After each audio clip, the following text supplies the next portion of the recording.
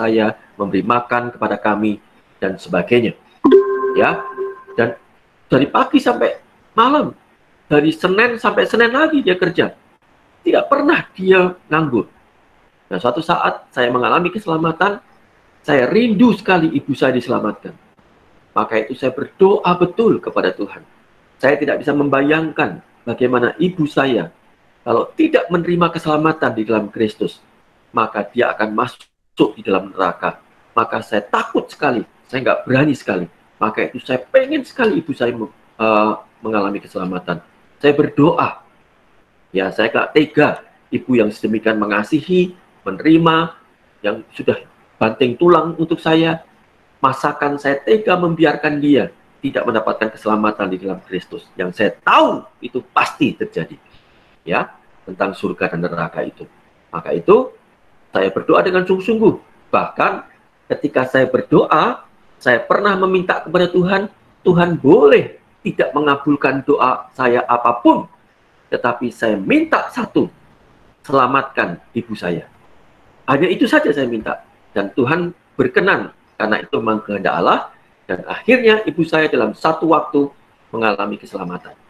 Ya, saya beritakan Injil, pemimpin rohani saya memberitakan Injil, pendeta waktu itu ada KKR memberitakan Injil kepada ibu saya mengalami keselamatan. Ya, terima Tuhan Yesus secara pribadi. Dan setelah itu hidupnya berubah sekali, hidupnya bertumbuh sekali, dan saya senang sekali. Ibu saya sampai sekarang masih hidup, ya. Jadi umurnya sudah sekitar 83 tahun. Ya, meskipun sudah tidak begitu aktif lagi, tetapi saya bersyukur sekali ibu saya diselamatkan. Ya, jadi sekali lagi kakak semua, teman-teman semua, betapa pentingnya keselamatan ini. Ya. Yang kedua, mengapa penting membahas tentang keselamatan? Karena ada orang-orang yang tidak memahami kebenaran ini. Nah, kalau orang tidak memahami kebenaran tentang keselamatan, pasti risikonya akan fatal sekali. Kenapa? Karena tidak memahami kebenaran itu. Karena pemahaman tentang keselamatan itu salah. Akibatnya, jalan yang dia tempuh, dalam tanda kutip, ya, respon yang dia lakukan, itu tidak tepat. Sehingga orang tidak mengalami keselamatan. Karena tidak memahami kebenaran.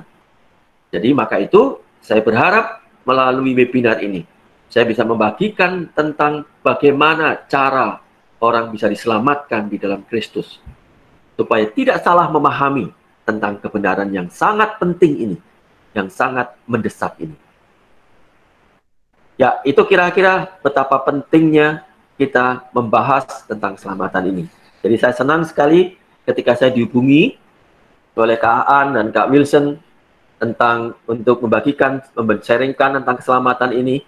Dan memang kebetulan saya menuliskan buku tentang karya keselamatan Kristus itu dan saya senang sekali merespon, ya, karena saya rindu makin banyak orang diselamatkan. Termasuk saya rindu kakak-kakak semua yang ada di gereja, pekerja-pekerja, semua, tidak ada satu pun yang tertinggal supaya mereka ngalamin keselamatan. Bahkan kemudian melebar ke tetangga, ke saudara besar, keluarga besar, dan sebagainya. Nah, saya masuk dulu tentang apa arti keselamatan di dalam Kristus.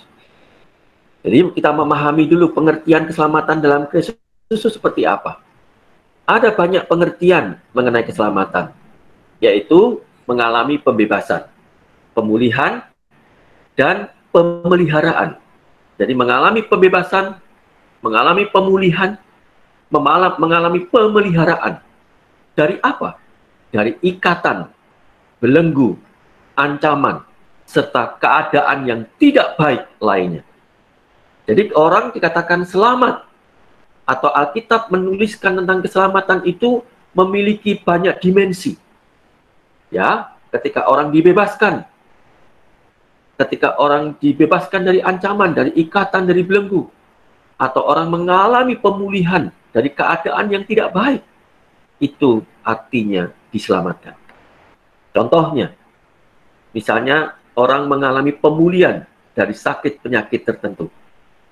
Jadi ketika orang dipulihkan dari sakit penyakit tertentu, apalagi penyakit, misalnya penyakit yang mematikan, penyakit yang parah, tapi kemudian dipulihkan maka orang itu mengalami keselamatan.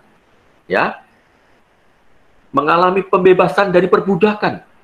Pada waktu di zaman Israel, pada waktu itu masih ada perbudakan di sana. Nah, ketika budak itu sudah dibebaskan, entah karena waktunya sudah memang waktunya bebas, atau karena kondisi tertentu, atau karena tuannya membebaskan dia. Maka ketika budak itu dibebaskan, itu artinya si budak itu mengalami keselamatan. Ya.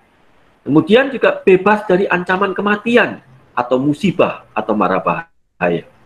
Ya, ketika orang sedang terancam tentang musibah tertentu atau mengalami musibah tertentu, entah gempa bumi, entah apapun, tapi kemudian dia terbebas, dia terselamatkan, ya, nah itu berarti mengalami keselamatan.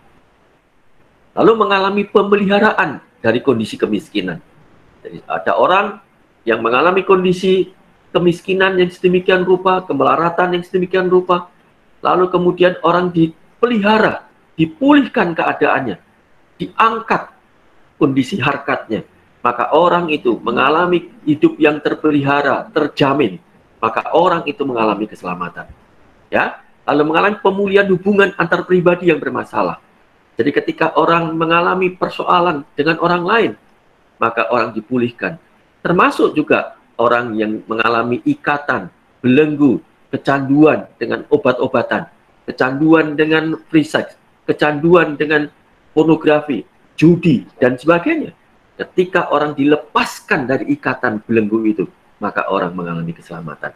Nah, itu pengertian tentang keselamatan, kira-kira. Nah, seperti di Alkitab, di Keluaran 3, ayat 7 dan 8, dikatakan, dan Tuhan berfirman, aku telah memperhatikan dengan sungguh kesengsaraan umatku di tanah Mesir, dan aku telah mendengar seruan mereka yang disebabkan oleh pengerah-pengerah mereka.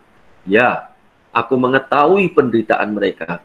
Sebab itu, aku telah lepaskan mereka dari tangan orang Mesir dan menuntun mereka keluar dari negeri itu ke suatu negeri yang baik dan luas, suatu negeri yang berlimpah-limpah susu dan madunya, ke tempat orang Kanaan, orang Het, orang Amori, orang Feris, orang Hewi, dan orang Yebus.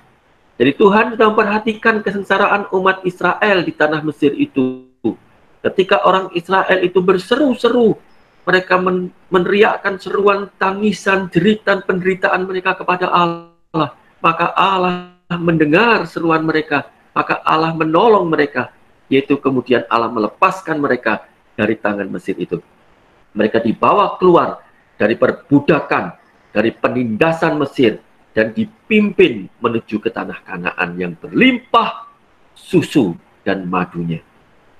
Itu artinya diselamatkan dari satu keadaan yang tidak baik, dipulihkan kepada satu kondisi yang tidak baik. Dibebaskan dari perbudakan sesuatu, dibebaskan untuk menuju orang menjadi orang yang merdeka. Ya. Hakim 2, 15, 16, 18. Setiap kali mereka maju, tangan Tuhan melawan mereka dan mendatangkan malapetaka kepada mereka, sesuai dengan apa yang telah diperingatkan kepada mereka oleh Tuhan dengan sumpah, sehingga mereka sangat terdesak. Maka Tuhan membangkitkan hakim-hakim yang menyelamatkan mereka dari tangan perampok itu. Setiap kali apabila Tuhan membangkitkan seorang hakim bagi mereka, maka Tuhan menyertai hakim itu dan menyelamatkan mereka dari tangan musuh mereka selama hakim itu hidup. Sebab Tuhan berbelas kasihan mendengar rintian mereka karena orang-orang yang mendesak dan menindas mereka. Jadi Tuhan pun setiap kali orang Israel tidak taat, mereka dihukum. Tapi kemudian ketika mereka bertobat, mereka berseru kepada Tuhan, maka Tuhan menolong. Dan cara Tuhan menolong adalah mengirim hakim. Salah satunya, ya, dengan mengirim hakim-hakim itu. Untuk apa? Menyelamatkan orang-orang Israel atau umat Tuhan itu dari tangan perampok, dari penindas-penindas mereka, dari tangan musuh mereka, sehingga mereka terselamatkan. Ya, jadi Tuhan menyelamatkan orang-orang Israel ini. Itu arti keselamatan yang dituliskan dalam Alkitab. Ya. Nah, ternyata pengertian keselamatan itu bukan hanya menyangkut masalah jasmani atau ekonomi semata, tetapi juga menyangkut masalah rohani, di mana manusia pun mengalami perbudakan dosa dengan berbagai ancaman akibatnya. Manusia membutuhkan keselamatan atau pengampunan dari Tuhan. Jadi keselamatan itu, pengertiannya, dimensinya, bukan hanya terkait dengan persoalan masalah miskin jadi kenyang, lapar jadi kenyang, miskin jadi kaya, diperbudak jadi merdeka, dan sebagainya. Bukan hanya itu. Tapi juga menyangkut masalah rohani. Justru ini yang esensi ketika kita membicarakan tentang keselamatan di dalam Alkitab. Keselamatan yang esensi itu, bahkan mendasar, itu adalah berkaitan dengan masalah rohani. Yaitu tentang persoalan manusia yang mengalami perbudakan dosa, diikat, dikuasai oleh dosa, dan akan kemudian menimbulkan berbagai dimensi akibat-akibatnya. Jadi persoalan manusia sebenarnya bukan hanya persoalan masalah makan, persoalan manusia bukan masalah pekerjaan, persoalan manusia bukan masalah tentang bagaimana tidak mendapatkan pasangan hidup, persoalan manusia bukan persoalan masalah kedudukan, persoalan manusia bukan semata-mata tentang masa depan, bukan tentang kesehatan jasmani, tetapi yang lebih esensi, yang lebih mendasar adalah berkaitan dengan keadaan manusia yang diperbudak oleh dosa. Karena justru akar persoalan manusia ada di sini. Ya, oleh karena itu, manusia perlu membutuhkan keselamatan. Oleh karena itu, manusia perlu mendapatkan pengampunan dari Allah. Ya. Seperti Mazmur 32 ayat 1 dan 2. Daud menuliskan demikian. Dari Daud nyanyian pengajaran. Berbahagialah orang yang diampuni pelanggarannya, yang dosanya ditutupi. Berbahagialah manusia yang kesalahannya tidak diperhitungkan Tuhan, dan yang tidak berjiwa penipu. Jadi Daud mengatakan orang yang berbahagia itu bukan orang yang punya kedudukan, bukan orang yang kemudian kenyang, bukan orang yang mendapatkan pasangan hidup dan sebagainya. Tentu itu menyenangkan, tentu itu menimbulkan sukacita. Tetapi jauh lebih berbahagia lagi ketika orang diampuni pelanggarannya dan dosanya ditutupi. Kesalahannya tidak diperhitungkan. Ya. Jadi sebenarnya persoalan manusia terkait dengan dosa itu sesuatu yang serius. Sesuatu yang tidak bisa dianggap main-main. Dosa itu merupakan sesuatu yang akan membuat kita mengalami kengerian. Ya, nah, nanti saya akan nyampaikan bagian itu. Nah, seperti Lukas 19 ayat 8 sampai ke 10. Dikatakan, tetapi Sakius berdiri dan berkata kepada Tuhan, Tuhan, setengah dari milikku akan kuberikan kepada orang miskin. Dan sekiranya ada sesuatu yang kuperas dari seseorang, akan ku kembalikan 4 kali lipat. Kata Yesus kepadanya, hari ini telah terjadi keselamatan kepada rumah ini, karena orang ini pun anak Abraham, sebab anak manusia datang untuk mencari dan menyelamatkan yang hilang. Jadi Sakius, seorang pemungut cukai, ya, satu pekerjaan yang dibenci oleh orang-orang Israel, karena pemungut cukai itu bekerja untuk orang-orang Romawi yang menjajah orang Israel pada waktu itu. Dan pemungut-pemungut cukai itu bahkan lebih jahat lagi karena mengambil pajak lebih tinggi ya, daripada apa yang ditetapkan oleh orang Romawi. Jadi memeras orang bangsanya sendiri. Pada saat itu Tuhan Yesus berkenan menyelamatkan Sakius.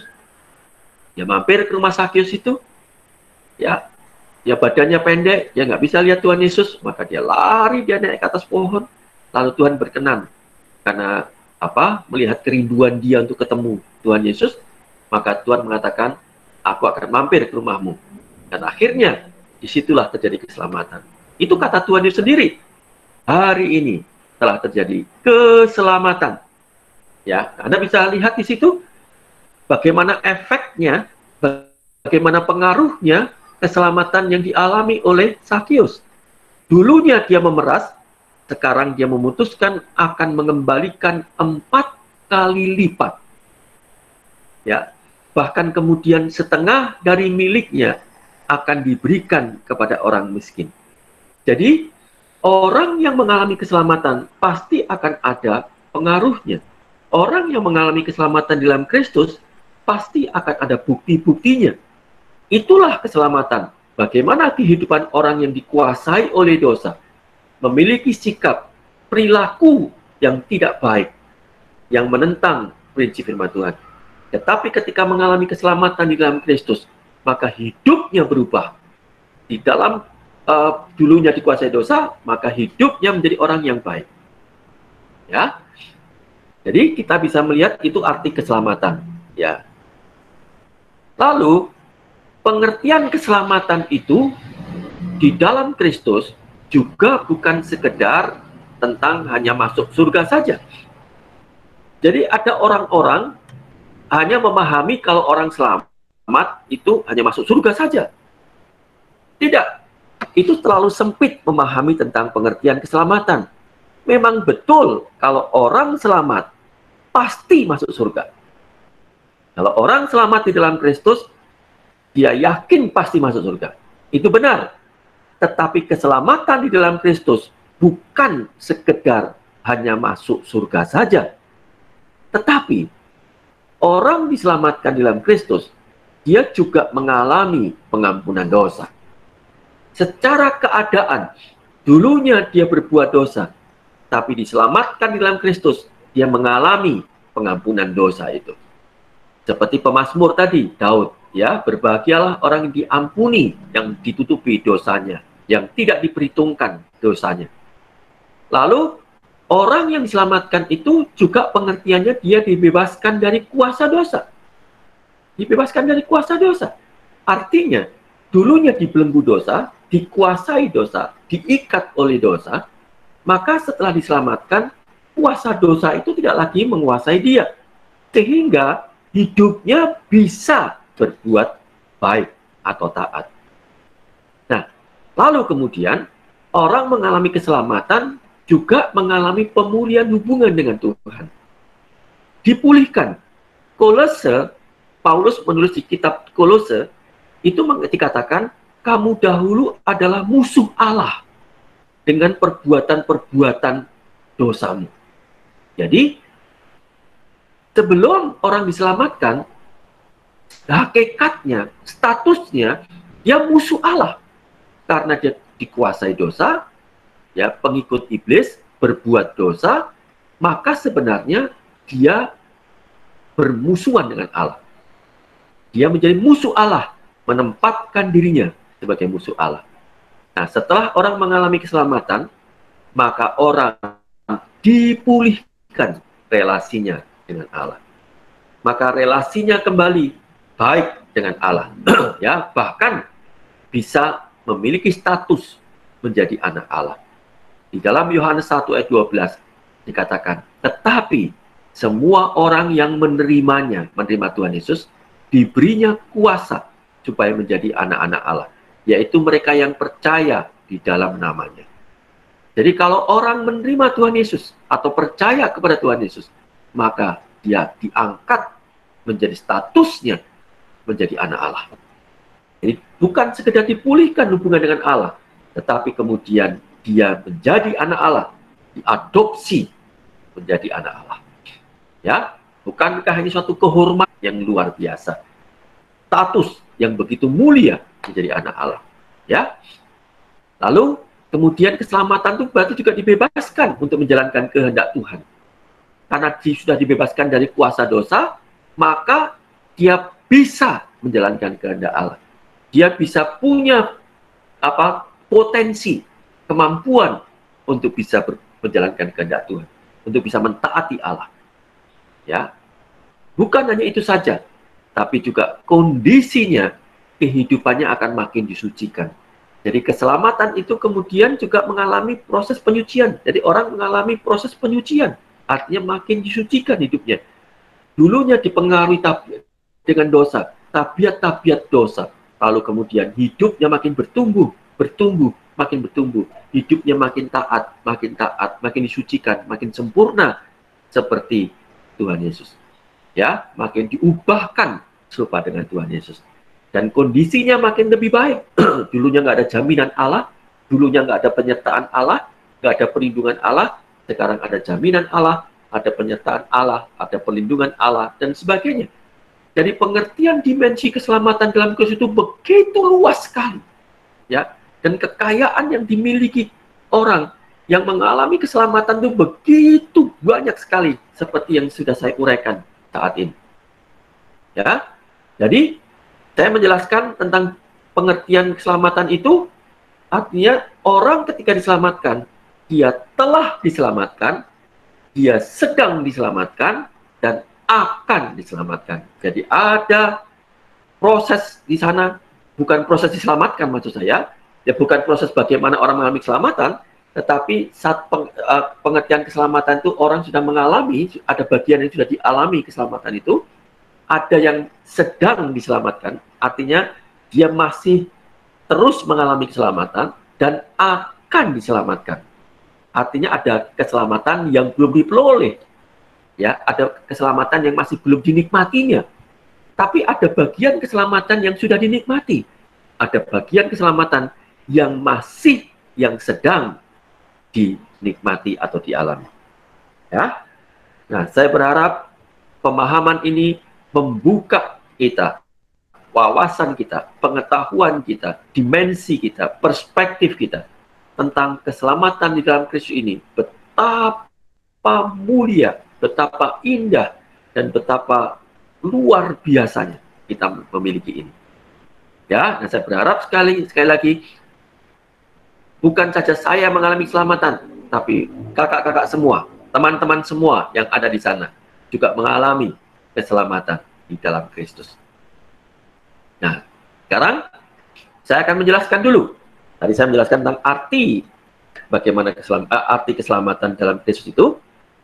Sekarang saya menjelaskan dulu bagaimana keadaan manusia secara menurut firman Tuhan di dalam Roma 3 ayat 9. Jadi bagaimana? Adakah kita mempunyai kelebihan daripada orang lain? Sama sekali tidak. Sebab di atas telah kita tuduh baik orang Yahudi maupun orang Yunani bahwa mereka semua ada di bawah kuasa dosa. Seperti tadi yang saya katakan di awal, bahwa diselamatkan berada di bawah kuasa dosa. Ayat ini yang membuktikan bahwa semua orang, apakah orang itu Yahudi, apakah orang itu Yunani, tentu di dalam konteks kita yang lebih luas, ya, pengertian orang Yahudi tentu mewakili orang yang mengenal Allah, ya, atau orang yang dikatakan orang-orang yang latar belakangnya, orang-orang yang punya pemahaman tentang Allah, ya. Tapi orang Yahudi, orang-orang yang dikatakan tidak mengenal Allah, ya. Berarti semua orang, tidak terkecuali siapapun, apakah orang itu latar belakangnya Kristen, Katolik, atau non-Kristen atau non-Katolik, semuanya sama. Apakah orang kaya, orang miskin, berpendidikan, laki-laki atau perempuan, siapapun mereka, sama kondisinya. Paulus mengatakan mereka semua ada di bawah kuasa dosa. Ya. Nah, kalau dikatakan di bawah kuasa dosa, berarti siapa yang berkuasa? Tentu dosa. Jadi kalau manusia dikuasai oleh dosa, maka hidupnya diatur oleh dosa. Ya. Maka dosalah yang berkuasa, yang memerintah atas manusia itu. Nah, sekarang kita bisa bayangkan kalau dosa yang berkuasa, dia yang menguasai, lalu apa yang diperintah? Tentu dosa. Ya, jadi ketika semua orang berada di bawah kuasa dosa, maka pasti kehidupannya senantiasa berbuat dosa. Sejak kapan manusia berdosa? Mazmur 51 ayat yang ke-7 dikatakan, Mazmur 51 ayat 7, Daud mengatakan, sejak di dalam kandungan aku dilahirkan dalam dosa. Artinya, sejak dalam kandungan orang sudah punya potensi untuk berbuat dosa. Ya. Jadi kenapa seseorang bisa mencuri? Kenapa seseorang bisa berbohong? Kenapa seseorang bisa berzina? Kenapa seseorang bisa korupsi? Kenapa seseorang bisa memfitnah? Ya, kenapa seseorang bisa memiliki perilaku LGBT? Ya, karena mereka dikuasai dosa. Ya, Anda dan saya termasuk di dalamnya. Dikuasai dosa, maksud saya manusia berdosa, punya potensi untuk berbuat dosa. Hingga tidak heran, ya, ketika bayi dilahirkan, ketika dia kemudian besar, maka pada waktunya nanti dia akan menunjukkan bukti bahwa dia adalah manusia berdosa, dikuasai dosa, dibuktikan dengan perbuatan-perbuatannya, sikapnya, perilakunya, kata-kata, pikirannya yang berbuat dosa. Ya, seperti tadi yang saya sudah contohkan, seperti mencuri. Termasuk misalnya tentang tidak mentaati orang tua. Ya, siapa di antara kita yang tidak menghormati orang tua? Saya pikir semua orang pasti tidak menghormati orang tua. Ya, itu salah satu bagian bentuk dosa. Kita melakukan itu kenapa? Karena kita adalah orang yang dikuasai dosa atau manusia berdosa yang kemudian bisa berbuat semacam itu. Ya, jadi semua orang dikuasai dosa. Seperti juga dalam Roma 3 ayat yang ke-23, karena semua orang telah berbuat dosa, telah kehilangan kemuliaan Allah. Karena semua orang telah berbuat dosa dan telah kehilangan kemuliaan Allah. Ya, jadi semua orang tidak terkecuali. Jadi nggak ada satu manusia pun di dunia ini kecuali Tuhan Yesus, ya, yang tidak berbuat dosa. Semua orang berbuat dosa. Anak-anak saya dosa. Ya, saya tahu betul mereka adalah orang berdosa. Ya, saya juga manusia berdosa. Ya, orang berdosa. Ya, jadi dan telah kehilangan kemuliaan Allah. Allah menciptakan manusia serupa dengan gambar Allah. Tapi ketika manusia jatuh di dalam dosa, maka cerminan kemuliaan Allah itu rusak, hancur. Ya. Jadi kita bisa tahu kenapa kemudian orang bisa saling membenci, kenapa orang bisa saling melukai dan sebagainya. Kenapa? Karena cerminan kemuliaan Allah itu atau kemuliaan Allah itu sudah tidak ada lagi atau hancur. Jadi rusak kepribadian manusia, total rusakannya. Ya. Itu kondisi keadaan manusia yang berdosa. Nah, bagaimana respon orang kebanyakan ketika mereka berdosa? Ada orang yang merasa nyaman-nyaman saja, jadi tidak menganggap begitu masalah. Ya mungkin ngomong begini, ya kan semua orang kan berdosa, ya wajar saja manusia berdosa. Bukankah salah dosa itu ada di pihak manusia, letaknya di manusia? Maka ya wajar saja manusia berbuat dosa, ya nyaman-nyaman saja. Jadi tidak menganggap itu bermasalah, bukan menganggap sesuatu yang serius. Ya, ada yang merasa dirinya tidak berdosa. Ya, jadi mungkin bisa jadi dia tapi terpaksa berbuat dosa karena pengaruh lingkungan. Jadi dia tidak merasa itu bukan karena aku kok, itu bukan karena aku yang berbuat, itu bukan sumbernya bukan dari aku, tapi karena lingkungan yang mempengaruhi aku. Karena latar belakangku yang rusak, karena keluargaku yang broken home, karena papa mamaku yang sering bertengkar, karena papa mamaku yang selingkuh, karena papa mamaku yang cerai, membuat aku rusak seperti ini, membuat aku hancur seperti ini, membuat aku berbuat dosa seperti ini. Ya karena lingkungan kerjaku semua korupsi, ya aku semua ya aku ikut. Padahal aku nggak mau korupsi. Daripada aku dimusuhin, daripada aku dijauhi, ya sudah. Tapi aku sebenarnya nggak punya niat, nggak punya keinginan, ya bukan mauku untuk berbuat dosa. Nah, ada yang merasa dirinya seperti itu. Ya. Jadi tidak merasa dirinya bersalah, tidak menganggap dia pun juga salah. Dia selalu menyalahkan lingkungan, menyalahkan orang lain, dan sebagainya. Ya, ada yang tidak terusik karena dosanya, karena berpikir, toh dosaku kan tidak merugikan orang lain. Jadi dosa aku berbuat sendiri, nggak merugikan orang lain kok. Jadi kalau seandainya merugikan orang lain, ya baru aku mungkin berdosa. Jadi asumsinya dia, jadi kalau orang berbuat dosa itu kalau merugikan orang lain, ya. Jadi misalnya, kalau misalnya berpikir porno, maka dia tidak berdosa. Kenapa? Kan nggak merugikan orang lain. Ya, mikir-mikir sendiri, gitu kan?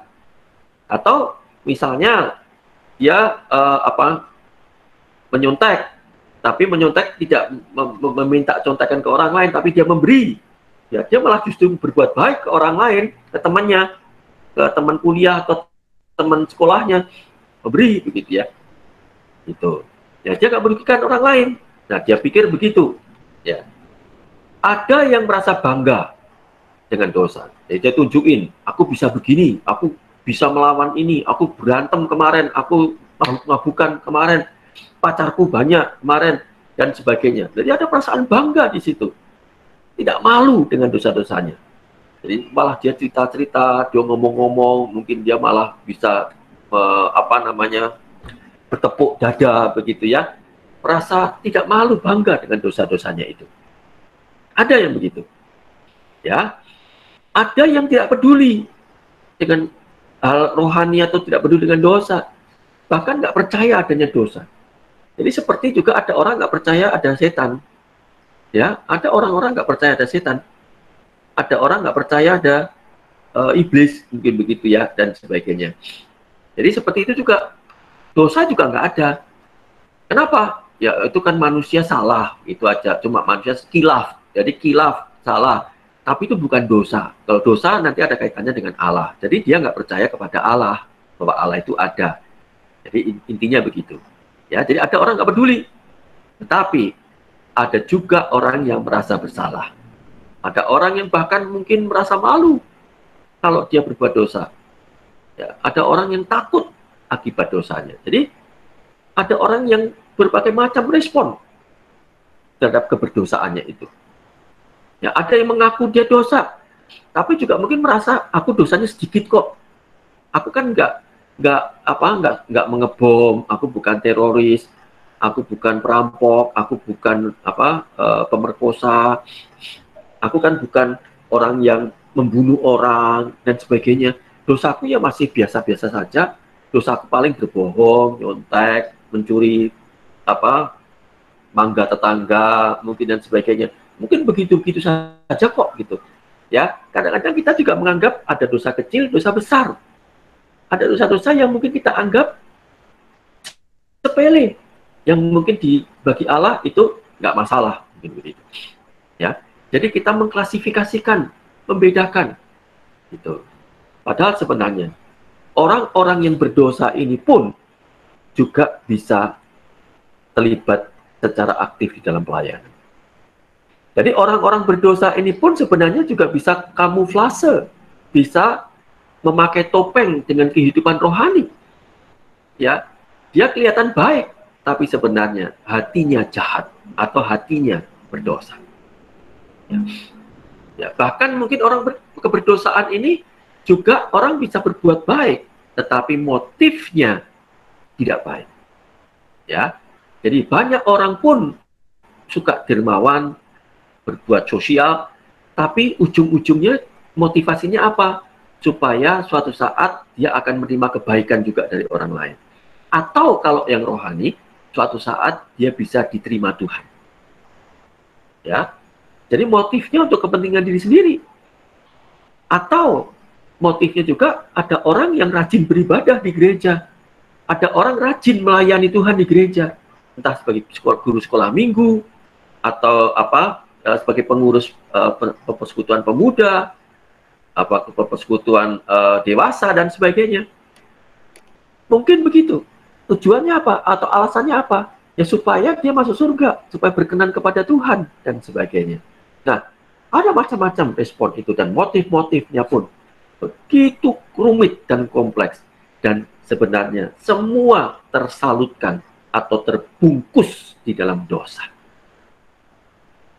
Ya, jadi kita semua manusia berdosa dengan segala keadaan ini.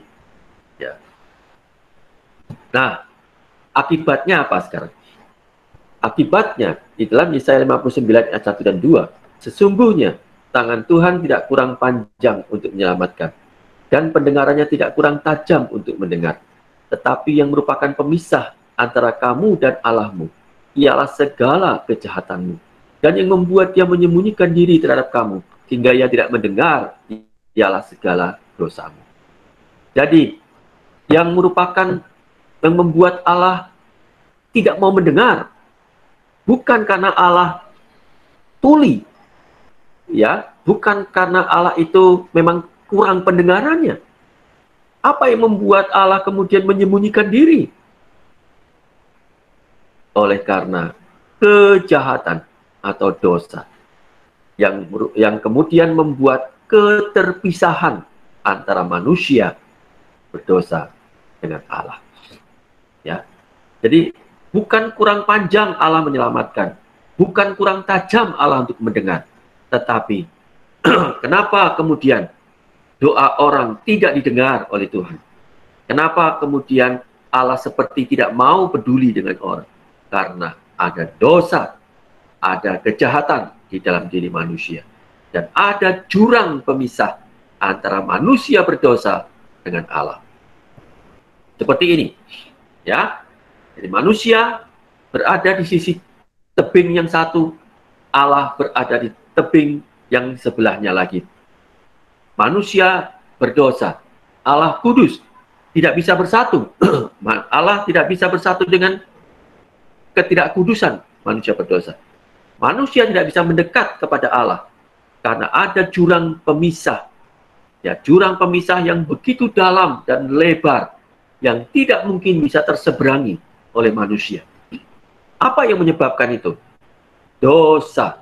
Seperti dalam kitab Yesaya 59 ayat 1 dan 2. Jadi, akibatnya apa pemisahan antara manusia dengan Allah ini? Membuat manusia tidak bisa berkomunikasi dengan Allah. Membuat manusia tidak bisa bergaul dengan Allah. Membuat manusia tidak mengenal Allah. Membuat manusia itu menganggap Allah asing bagi dia. Bahkan manusia menganggap Allah itu tidak ada. Ya. Allah tidak punya hubungan dengan manusia. Karena terpisah. Jadi ini juga terjadi di dalam gereja. Banyak orang ya yang tidak pernah membaca Alkitab atau jarang membaca Alkitab atau lubang-lubang membaca Alkitab, kadang-kadang baca Alkitab. Dan ada orang-orang di gereja pun meskipun aktif kegiatan pelayanan juga jarang berdoa. Kalau toh dia berdoa, hanya doa-doa tradisi, doa-doa yang merupakan kebiasaan yang diajarkan sejak kecil. Misalnya apa? Doa waktu mau makan, atau doa waktu mau tidur, dan sebagainya. Tetapi tidak pernah menyediakan waktu secara khusus setiap hari untuk berdoa, membaca Alkitab karena rindu kepada Tuhan. Untuk bertemu dengan Allah, untuk bercakap-cakap dengan Allah, untuk mendengar dari Allah, untuk mengungkapkan apapun yang dia rasakan kepada Tuhan.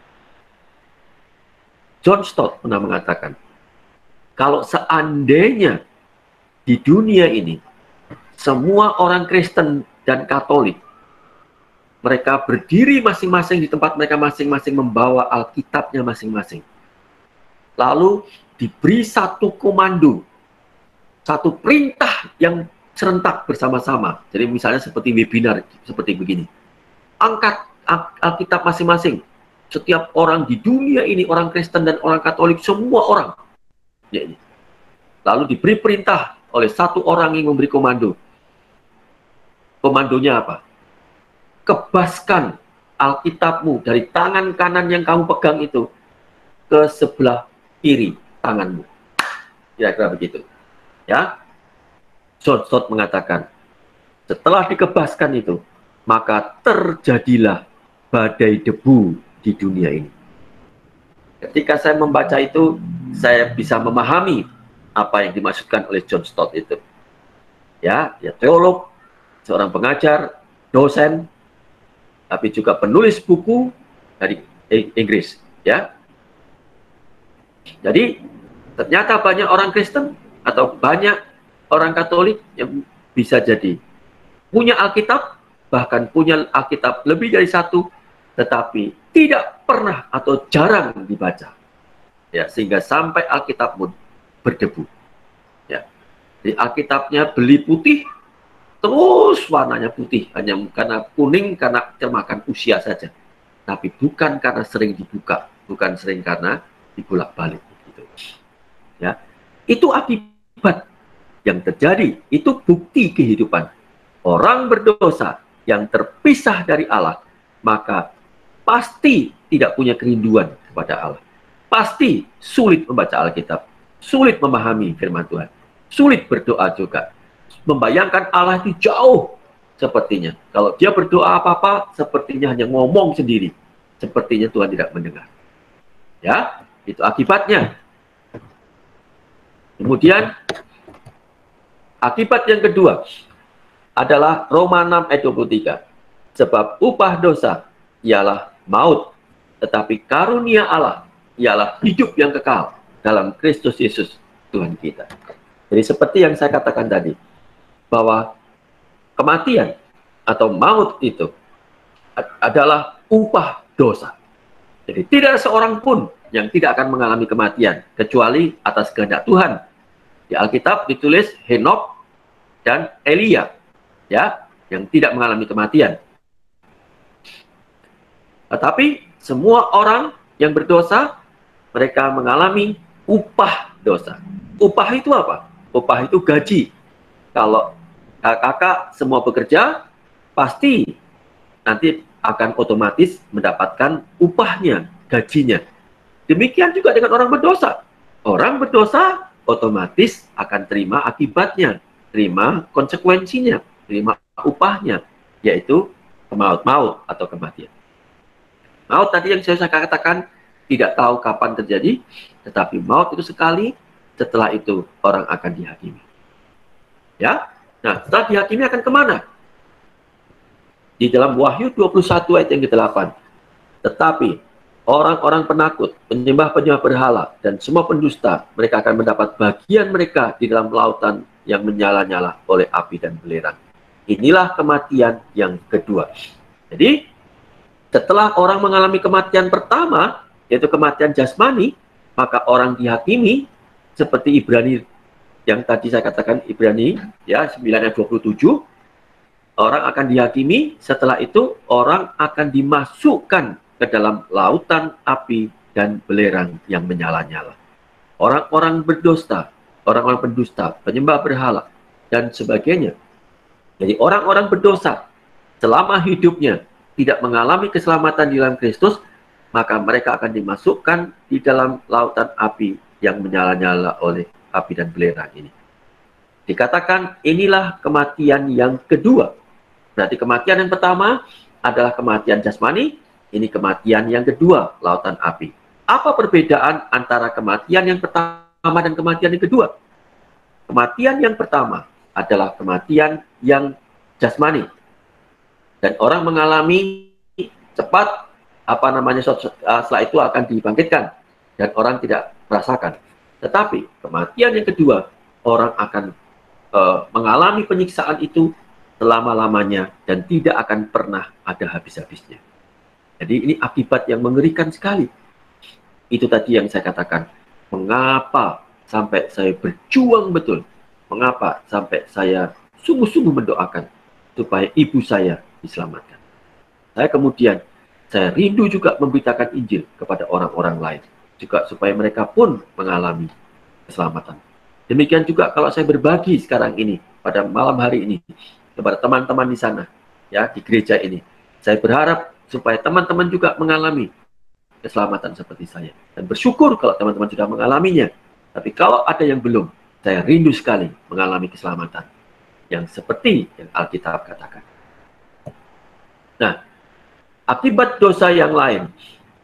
Di dalam Matius 9 ayat 35 dimulai. Demikianlah Yesus berkeliling ke semua kota dan desa. Ia mengajar dalam rumah-rumah ibadat dan memberitakan Injil kerajaan surga serta melenyapkan segala penyakit dan kelemahan.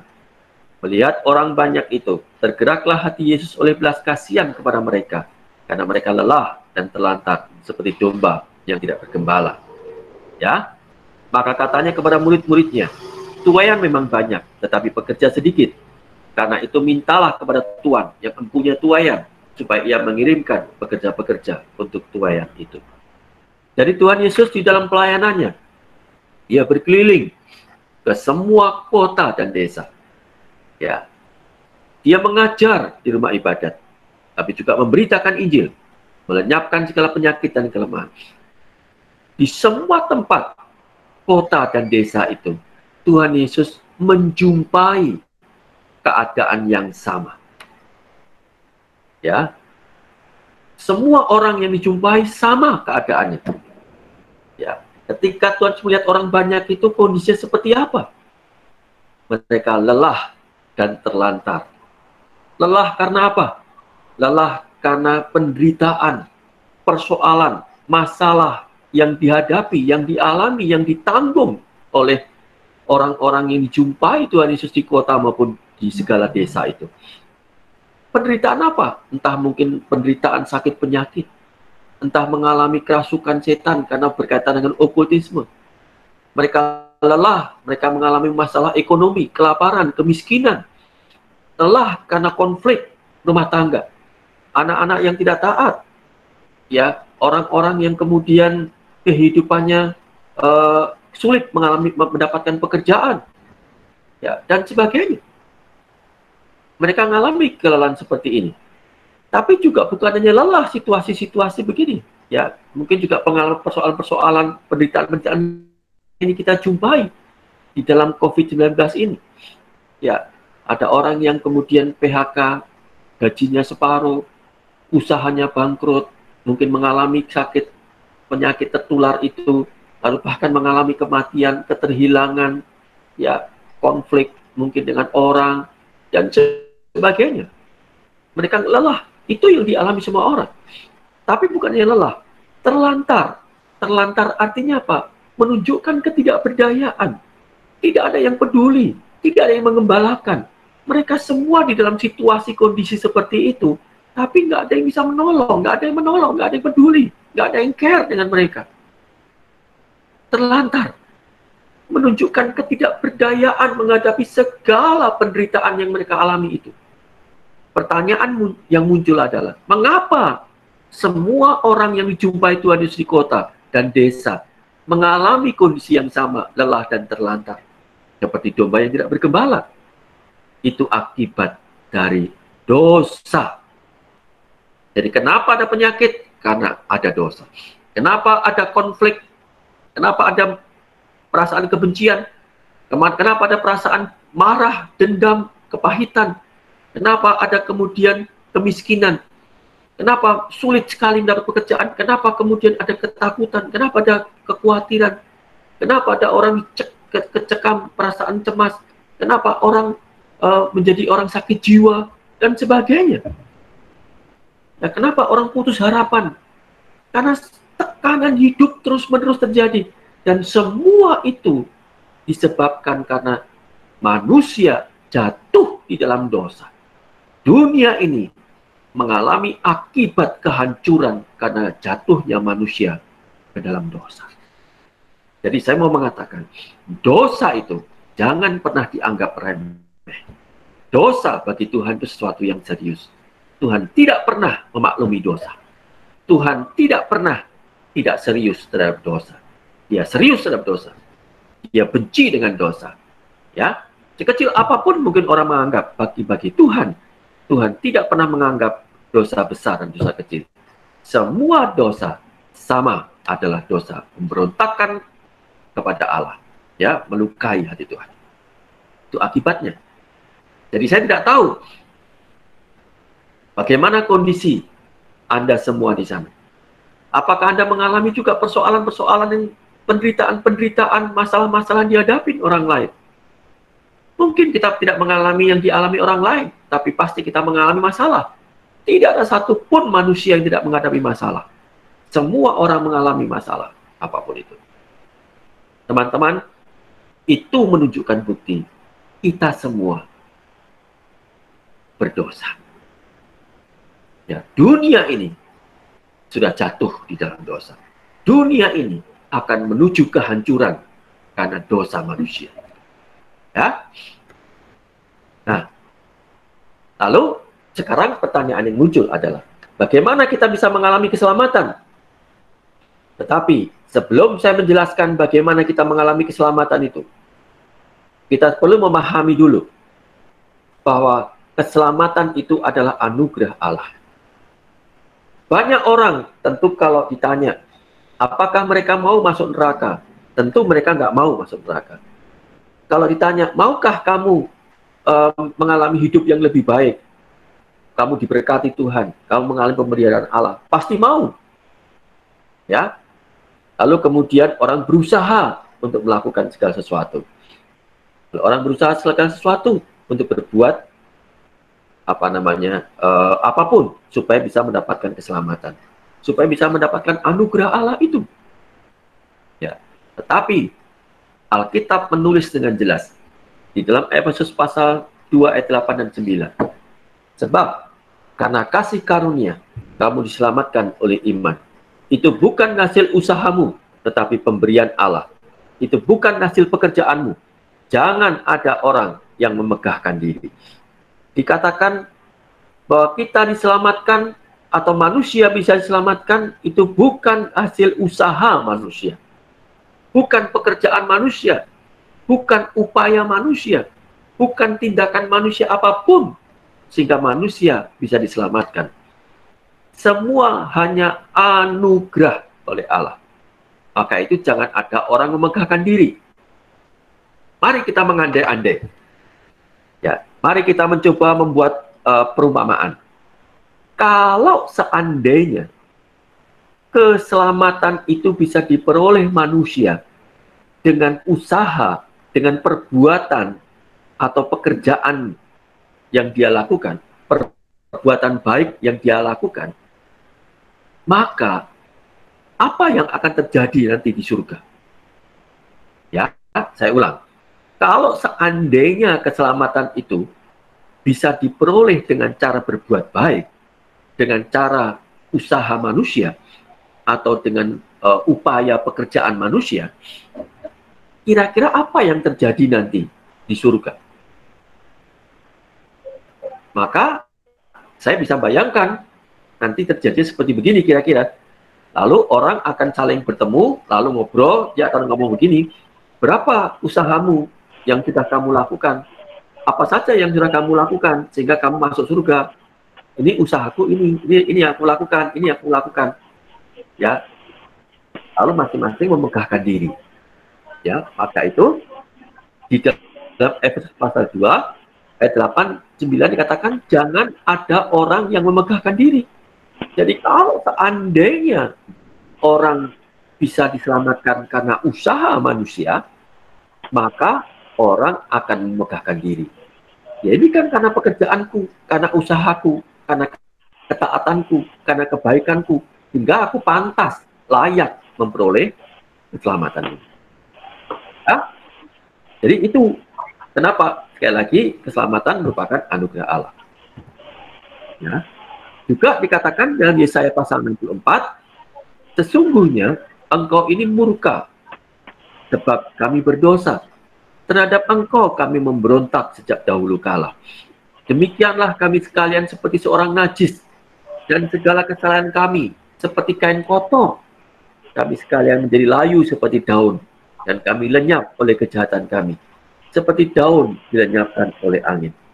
Jadi penulisnya ini adalah seorang nabi, yaitu Nabi Yesaya, yang mengatakan kesalehan kami, Ya, seperti kain kotor.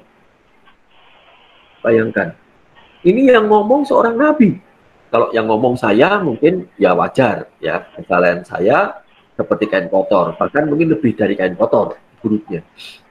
Tapi seorang nabi yang dipilih oleh Tuhan, orang yang dekat dengan Tuhan, orang yang menyuarakan suara Allah, orang yang menyatakan pernyataan-pernyataan nubuatan kepada umat, kepada orang Israel, pasti hidupnya relatif baik, hidupnya pasti bisa dipertanggungjawabkan. Tetapi dia sendiri mengatakan, kesalehan kami seperti kain kotor. Jadi bisa dibayangkan kalau orang bukan nabi, kesalehannya seperti apa, ya. Lalu perbuatan dosanya seperti apa? Lebih mengerikan lagi, ya. Jadi kata kain kotor di sini itu seperti, mohon maaf ya, kain kotor ini seperti, mohon maaf, itu seperti pembalut wanita yang sudah dipakai. Ya. Jadi kesalehan orang itu atau orang yang saleh itu seperti kain kotor, seperti begitu. Jadi mengerikan sekali. Jadi apa yang mau kita banggakan dengan usaha kita? Apa yang mau kita banggakan dengan perbuatan kita? Apa yang mau kita banggakan dengan upaya kita? Nggak ada apa-apanya dibandingkan dengan perbuatan dosa, kesalahan, keburukan semua keadaan kita itu. Ya? Jadi nggak bisa kita diselamatkan dengan segala upaya ataupun usaha kita sendiri. Nah, ada kesaksian.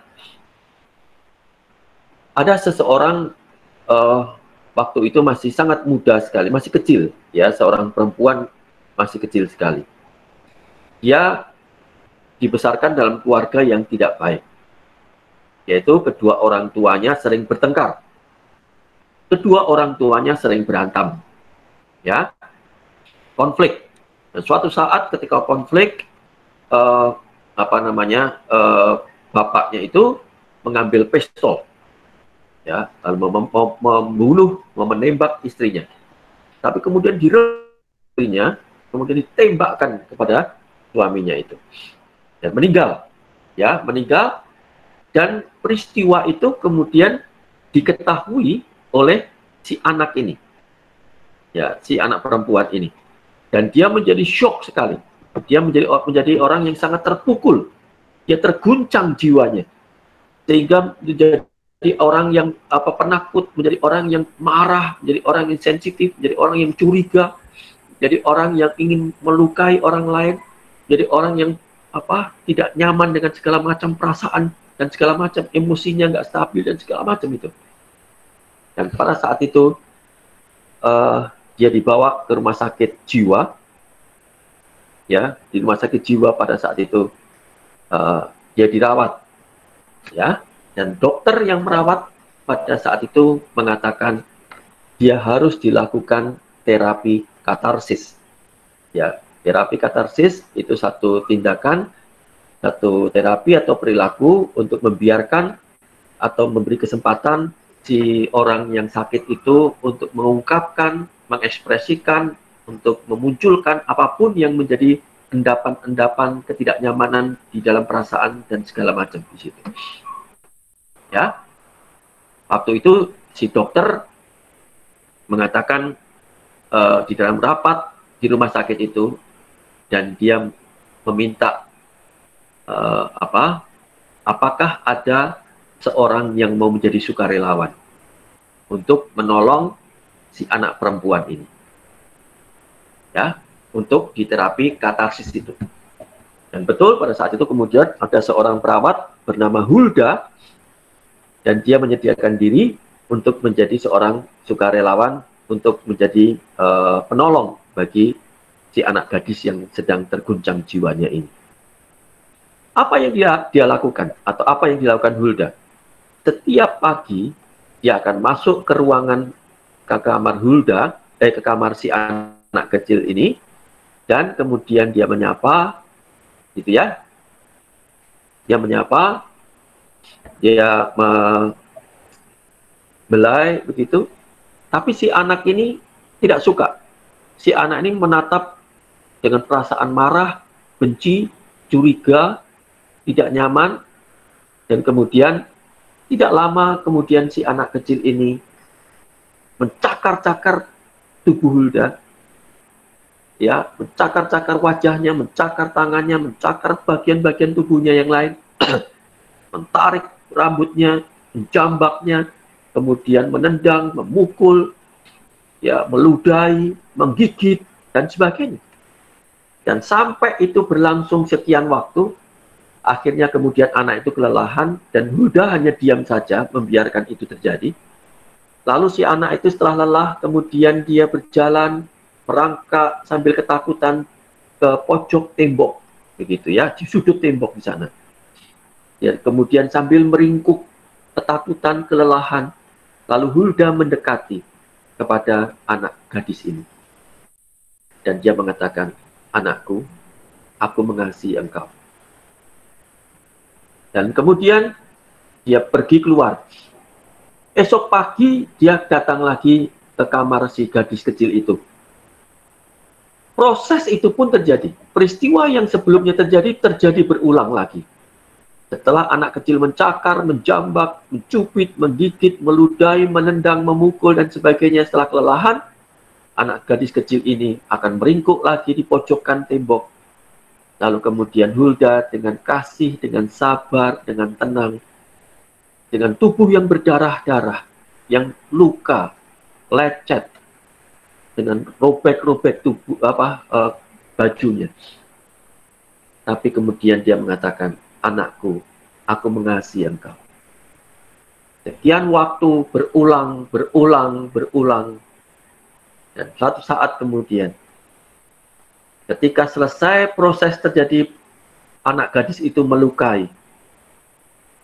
Dia berlari lagi ke pojokan. Lalu si Hulda mendekati. Dia mengatakan, "Anakku, aku mengasihi engkau." Ketika pada saat itu, si gadis kecil ini, tatapan matanya sudah mulai berubah. Tidak lagi penuh kebencian dan kecurigaan. Dan akhirnya, gadis kecil ini memeluk Hulda, menangis terseduh-seduh. Dan Hulda pun memeluk erat gadis kecil ini. Dan terus mengatakan, "Anakku, aku mengasihi engkau. Aku mengasihi engkau." Dan akhirnya, si anak gadis kecil ini pulih dari keguncangan jiwanya, sakit jiwanya, dan dipulihkan. Teman-teman, itu pula yang dilakukan Tuhan Yesus. Dia datang ke dalam dunia ini. Dia datang untuk mau mati. Dia datang untuk dilukai. Dia datang untuk menjadi manusia. Dia datang untuk mau dicambuk. Dia datang untuk disalibkan. Dia mati. Dan dia mengatakan, "Aku mengasihi engkau." Kata Yohanes 3 ayat 16. Karena begitu besar kasih Allah akan dunia ini, sehingga dia mengaruniakan anak yang tunggal, supaya setiap orang yang percaya kepadanya tidak binasa, melainkan beroleh hidup yang kekal. Jadi Allah dengan kasih-Nya, seperti Hulda mengasihi anak gadis kecil itu, Dia mau datang, membatasi dirinya. Dia sampai saatnya, Dia menyerahkan dirinya untuk dilukai, cambuk, diludahi, dipukul, dihina. Ya, bahkan kemudian disalibkan, mati, dan dikuburkan. Untuk siapa? Bukan karena kesalahan dia. Bukan karena dia menanggung dosanya sendiri. Tuhan Yesus tidak bersalah. Tuhan Yesus tidak pernah berbuat dosa. Tetapi dia melakukan itu semua untuk menebus dosa kita. Membayar dosa-dosa kita dengan kematiannya. Karena dosa, karena pengampunan dosa, harus ada pengorbanan. Tidak ada penebusan dosa tanpa ada harga yang harus dibayar. Ada harga yang dibayar, dan harga yang dibayar itu adalah nyawa. Yang mahal. Dan itu semua dilakukan karena kasih. Karena Allah tahu, karena Tuhan Yesus tahu, manusia tidak mungkin diselamatkan karena usaha dan upaya sendiri. Manusia tidak mungkin bisa diselamatkan dengan perbuatannya sendiri. Dia hanya bisa dilakukan kalau ada korban. Dan korban itu bukan hanya domba sembelihan yang hanya sementara, tapi anak domba yang sekali berkorban untuk selama-lamanya. Dan anak domba itu adalah Yesus sendiri. Maka itu, keselamatan itu hanya ada di dalam Kristus.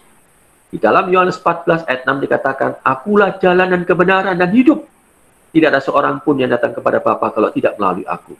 Jadi benar, tidak ada seorang pun yang bisa diselamatkan kecuali hanya di dalam Kristus saja. Hanya di dalam Kristus saja dapatkan diperoleh. Di dalam Kisah Rasul 4 ayat 12, di bawah kolong langit ini, tidak ada satu pun nama yang olehnya kita dapat diselamatkan. Jadi hanya melalui nama Kristus saja seseorang yang diselamatkan. Upaya apapun, sebaik apapun yang kita lakukan dalam hidup kita, ketaatan apapun yang kita lakukan, tidak bisa menjamin kita diselamatkan. Hanya melalui Yesus Kristus saja. Jadi, keselamatan, anugerah, dan hanya di dalam Yesus Kristus saja. Amin. Baik, sampai di situ dulu penyajian saya. Saya kembalikan waktu ke Kak Wilson. Ya, terima kasih banyak Mas Daniel. Waktunya pas 8:30. Saya kira masih butuh waktu lagi Mas Daniel. Oke, terima kasih untuk sesi pertama malam ini. Untuk Mas Daniel, terima kasih sangat menjadi berkat bagi kami semua dan tentunya bagi kakak-kakak PSM sekalian. Ya, saya melihat ada pertanyaan di ruang chatting Mas Daniel. Ada 2 di situ ya. Ada 2. Yang pertama, bagaimana dengan orang meninggal sebelum mendengarkan Injil tentang keselamatan yang diberikan Kristus, Pak, Mas? Itu ya. Mungkin ini biasanya anak-anak bayi mungkin Mas Daniel ya. Itu. Jadi itu pertanyaan yang pertama. Yang kedua dari Kak Nirmala dari Toraja ini. Waduh. Bagaimana cara menyampaikan kabar baik pada orang terdekat atau keluarga? Bagaimana pengalaman Mas Daniel waktu menyampaikan kabar baik pada mama Mas Daniel gitu ya. Ada 2 di ruang chat ini. Mungkin kakak-kakak yang lain nanti jikalau ada yang ingin bertanya, silakan di-unmute mic-nya untuk bertanya langsung kepada Mas Daniel. Itu ya. Itu Mas Daniel yang ada 2 pertanyaan di room chat. Mungkin bisa langsung dijawab dulu. Oke. Baik, saya akan menjawab pertanyaan pertama. Jadi bagaimana dengan orang yang meninggal sebelum mendengar Injil tentang keselamatan yang diberikan Kristus? Jadi ada 2. Yang pertama, orang memahami seringkali kalau di dalam pedalaman primitif atau suku-suku terasing mungkin begitu yang belum mendengar Injil. Atau bisa juga orang-orang sebelum Kristus. Ya, atau yang ketiga berkaitan dengan misalnya bayi-bayi yang meninggal, mungkin begitu ya, yang belum bisa mendengar Injil Kristus, mungkin begitu. Yang pertama, yang tentang orang-orang di primitif atau orang-orang yang belum mendengar Injil dan sebagainya. Ya, sebenarnya Allah menyatakan dirinya atau memberikan penyataan, bukan pernyataan. Allah menyatakan dirinya itu dengan berbagai macam cara. Yang terakhir, Allah menyatakan melalui Yesus Kristus, ya, melalui firman Tuhan dan sebagainya. Tetapi yang pertama Allah menyatakan diri itu melalui ciptaan, melalui alam. Jadi melalui alam seperti kata Roma, itu bisa menyatakan tentang adanya Allah. Tentang menyatakan bahwa ini diciptakan, tentu ada pribadi yang menciptakan. Yang kedua, Allah memberikan hati nurani, yang membuat orang bisa tahu tentang benar dan salah. Orang bisa merasakan itu. Jadi melalui awal itu dulu. Jadi orang-orang primitif seperti Kisah 17, ada orang-orang di Athena, mereka menyembah kepada berhala, menyembah kepada dewa-dewa, ada mezbah-mezbah di situ. Ada satu mezbah yang dikatakan kepada Allah yang tidak dikenal. Ya, nah itu kemudian menjadi pintu masuk Paulus untuk memberitakan Injil ke Athena. Jadi sebenarnya semua orang manusia atau semua orang di dunia ini pasti punya hati nurani yang bisa tahu membedakan secara moral benar dan buruk, salah dan benar dan sebagainya. Dia tahu itu, ya. Tapi juga dengan ciptaan ini, dengan ciptaan itu orang kemudian mencari Allah enggak, kemudian merindukan Allah enggak, bertanya enggak kemudian kepada Allah. Nah, itu akan menjadi pijakan lebih lanjut orang kemudian untuk bisa mendengar Injil.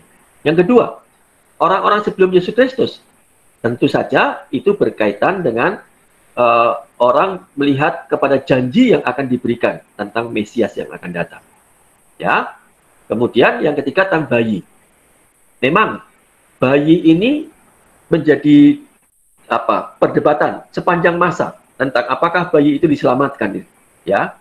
Kalau mereka belum terima Tuhan Yesus atau belum mendengar Injil. Karena ada yang mengatakan begini. Jadi kalau tadi yang Mazmur 51, bayi itu sudah dikandung dalam dosa, ya. Tetapi di dalam bagian Alkitab yang lain juga dikatakan bahwa Yohanes Pembaptis itu sudah dipilih oleh Allah, ya, bahkan sudah dipenuhi Roh Kudus sejak di dalam kandungan. Yeremia itu dipilih Allah sejak di dalam kandungan, dan beberapa orang juga dipilih oleh Allah di dalam kandungan. Artinya ada hak prerogatif Allah untuk pemilihan orang sejak bahkan di dalam kandungan, bahkan sebelum dia ada. Dia ditetapkan Allah untuk menjadi seseorang yang akan menjadi seperti apa di masa depannya, akan menjadi hambanya untuk melayani Tuhan dan sebagainya. Jadi itu yang pertama. Jadi maka Allah juga bisa memilih seseorang itu untuk menetapkan. Yang kedua, hukuman Allah di dalam Alkitab itu akan selalu terkait dengan perbuatan-perbuatan yang dilakukan. Allah tidak menghukum orang yang tidak melakukan perbuatan. Jadi misalnya tadi di dalam Wahyu 21 ayat yang ke-8, orang yang berbohong, orang yang memfitnah, orang yang menyembah berhala, itu akan masuk dalam lautan api. Jadi perbuatan-perbuatan itulah kemudian yang akan dihakimi atau dihukum. Ya, dan bayi secara moral atau secara kemampuan dia belum memiliki atau tidak bisa melakukan hal itu. Jadi keyakinan saya, bayi sebelum mendengar Injil dia meninggal, dia diselamatkan. Ya. Kemudian yang kedua, bagaimana cara menyampaikan kabar baik kepada orang terdekat keluarga? Ya, ini pertanyaan bagus sekali. Jadi waktu saya mendoakan mama saya pada waktu dia belum diselamatkan, saya mendoakan dengan sungguh-sungguh. Memang memberitakan Injil kepada keluarga itu seringkali tidak mudah, karena kan sungkan, ya, sungkan, mungkin takut, lalu mungkin dianggap anak bawang, mungkin begitu ya. Dan kadang-kadang apalagi kalau kesaksian hidup kita itu buruk di keluarga, maka sering jadi batu sandungan, mungkin begitu kita jadi sungkan juga. Tapi jangan takut, terus lakukan, ya. Jadi saya terus mendoakan mama saya terus bahkan setiap hari lebih dari 1 kali saya berdoa, bahkan setiap kali ingat saya berdoa. Ya, kenapa? Karena belas kasihan saya besar atau saya sangat mengasihi mama saya. Yang kedua, caranya saya terus mengupayakan berbagai macam cara. Tidak putus asa. Saya mendengarkan kaset kesaksian, saya membawakan buku-buku untuk dibaca kesaksian orang bertobat, saya sendiri bersaksi, saya ajak ke gereja meskipun nggak mau, tapi semua yang saya lakukan itu di awal-awal semua ditolak. Semua nggak ada yang dilakukan, semua nggak ada yang direspon dengan baik, bahkan saya dimarahin. Tapi saya nggak mau putus asa, saya terus berjuang,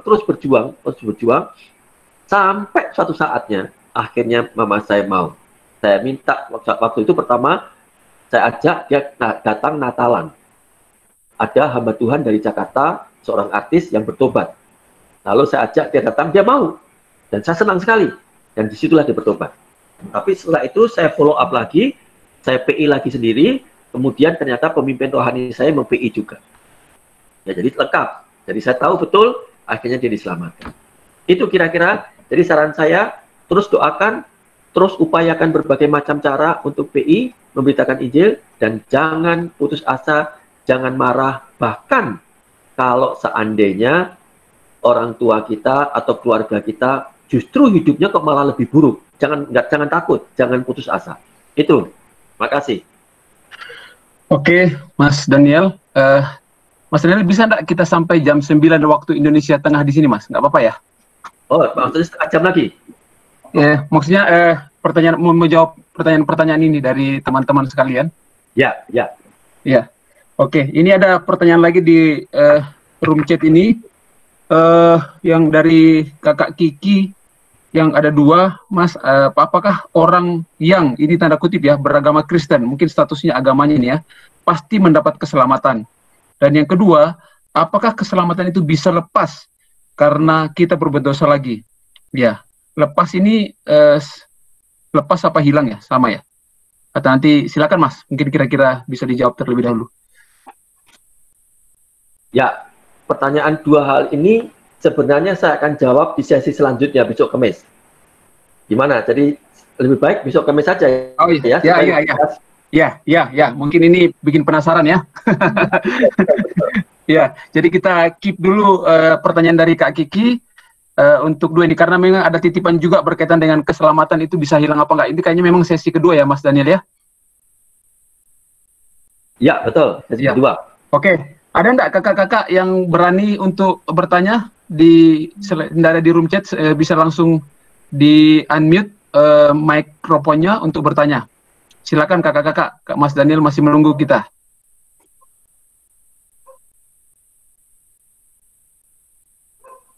Saya dulu Mas ya, saya dulu ya. Ya, ini silakan. Kan kakak-kakak di sini kan rata-rata pembimbing, hampir semua itu adalah pembimbing sekolah minggu Mas Daniel. Dan tentunya tidak mudah untuk menyampaikan Injil kepada adik-adik sekolah minggu gitu ya. Ada nggak trik dari Mas Daniel atau ada mungkin pengalaman dari Mas Daniel terhadap bagaimana menyampaikan Injil ini yang bisa diterima dengan baik oleh anak-anak sekolah minggu, Mas? Terima kasih. Ya, baik. Sebenarnya ada berbagai macam cara metode pemberitaan Injil. Ya, kalau untuk anak-anak, ya untuk anak-anak kecil itu biasanya memakai yang model gambar tanpa kata, ya, atau warna tanpa kata. Jadi kalau mungkin teman-teman sudah pernah tahu itu, yang ada gambar kuning, gambar hitam, gambar merah, gitu ya, lalu kemudian hijau. Nah, mungkin kalau apa namanya, saya nggak tahu apakah sudah pernah tahu itu. Jadi itu menjelaskan tentang pemberitaan Injil. Jadi kuning itu menjelaskan tentang kehidupan surga. Jadi pertama orang diperlihatkan dulu tentang kehidupan surga seperti apa. Jadi itu hanya warna kuning saja. Warna kuning, yang warna kuning keemasan, itu lalu kemudian orang menjelaskan. Jadi tanpa kata-kata. Jadi itu bisa dipakai untuk PI kepada orang yang buta huruf juga. Ya. Jadi kuning menjelaskan tentang surga itu seperti apa, dan kenapa ada surga, gitu ya. Lalu diceritakan kondisinya seperti apa. Lalu kemudian masuk kepada gambar yang hitam. Warna yang hitam itu, atau kertas warna hitam, itu menunjukkan bahwa manusia itu berdosa. Ya, warna manusia berdosa. Jadi tunjukkan tentang fakta manusia berdosa. Seperti tadi yang saya uraikan tadi itu. Ya, tentang dosa manusia seperti apa, dan sebagainya. Lalu, dosa ini kemudian bisa ditebus dengan cara darah Kristus, warna merah. Ya, jadi perbuatan baik nggak bisa, dengan cara apapun nggak bisa, hanya melalui darah Kristus. Ya, jadi kemudian kalau orang setelah menerima Kristus dengan darah Kristus dipulihkan, maka orang akan masuk di dalam gambar selanjutnya, yaitu warna putih. Ya, warna putih. Warna putih berarti dia disucikan, sudah menjadi orang yang diselamatkan. Ya, lalu diceritakan. Nah, itu besok yang saya akan jelaskan. Lalu kemudian warna hijau. Warna hijau itu adalah proses setelah orang diselamatkan, orang perlu bertumbuh. Jadi ada 5 warna, hitam, kuning, hitam, merah, putih, hijau. Ya, jadi menjelaskan seperti saya menjelaskan uraian tadi. Jadi ada tahapannya, menjelaskan tentang surga dulu, kalau gitu ya. Jadi orang bayangkan kalau misalnya baik juga kalau ada gambar-gambar atau ada film-film, itu sangat menarik bagi anak-anak. Lalu mungkin juga baik kalau memberitakan Injil kepada anak-anak, to the point saja, jadi tidak terlalu uraian terlalu panjang. Beri contoh-contoh konkret yang terkait dengan kondisi anak-anak. Artinya misalnya mereka melawan orang tua, malas, mungkin begitu ya, dan sebagainya. Yang contoh-contoh begitu. Itu kira-kira. Oke, terima kasih Mas Daniel. Apakah ada kakak-kakak yang lain yang mau bertanya? Silahkan. Oh iya, Mas Daniel, apakah saya minta izin dulu nih? Apakah diperbolehkan men-sharingkan nomor WA-nya Mas Daniel? Siapa tahu ada yang mau japri Mas Daniel nih berkaitan dengan materi ini. Oke, saya tuliskan aja di situ ya, di chatnya ya. Ya Mas, di chatnya. Mungkin kakak-kakak pada ini. Bisa kakak-kakak sekalian kalau malu bertanya sesat di jalan. Ya, daripada ini ada kesempatan yang sangat penting, silakan kalau malu-malu ini ada WA-nya Mas Daniel untuk japri ya, untuk kalau penasaran gitu silahkan. Tapi jangan bertanya ini ya, yang materi nanti sisi dulu, nanti teman-teman yang lain nggak dapat. Ya, ya. Oke, kakak ya nih, ada lagi nggak pertanyaan? Sudah tidak ada? Sudah tidak ada ya? Oke, Mas Daniel, cukup kita untuk sesi pertama malam ini. Tentu akan lebih penasaran lagi nih nanti sesi kedua, karena lebih seru ini, apalagi bercerita tentang keselamatan itu bisa hilang atau tidak ya di sesi hari Kamis. Jadi saya harap kakak-kakak semua yang berjumlah tadi ini ada sampai 48 PSM itu bisa menyediakan waktu lagi hari Kamis ini, karena makin seru ini materinya tentunya, dan makin jelas bagi kita kakak-kakak untuk hari ini. Saya kira jelas, nanti dilanjutkan oleh Mas Daniel di hari Kamis. Gitu ya Mas Daniel ya? Ya, siap. Mas Daniel, kita akan ketemu lagi di hari Kamis untuk sesi kedua di jam yang sama, nanti tentunya dengan materi yang berbeda.